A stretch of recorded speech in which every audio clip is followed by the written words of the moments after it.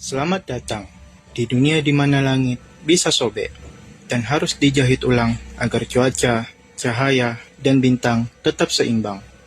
Tapi hanya segelintir orang yang bisa menjahitnya. Mereka disebut langitawan. Langit gak selalu utuh, kadang robek, kadang lelah.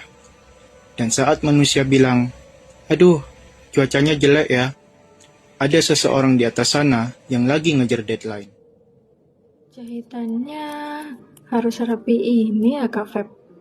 Aku udah 3 kali coba, tetep kayak bekas tambalan celana sobek. Kamu bukan ngejahit kain, Tia. Kamu ngejahit langit. Kalau jahitannya jelek, senja bisa miring.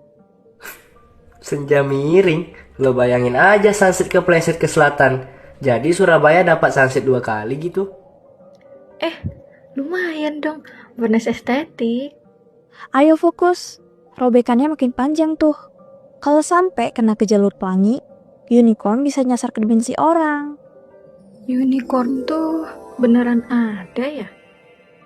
Iya, unicorn tuh kayak Ferdi waktu rajin. Langka, tapi katanya eksis. Ya elah, fair. BTW, aku udah belajar jahit dari waktu kecil sih. Tapi waktu itu mama yang ngajarin. Rasanya beda ya kalau yang dijahit itu langit. Karena ini bukan soal teknik. Ini soal rasa.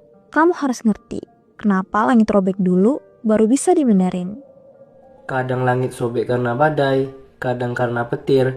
Tapi seringnya karena manusia yang lupa bilang makasih ke hari itu.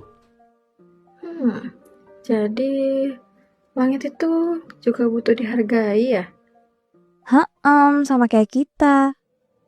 Mereka gak minta tepuk tangan, mereka gak minta dikenal.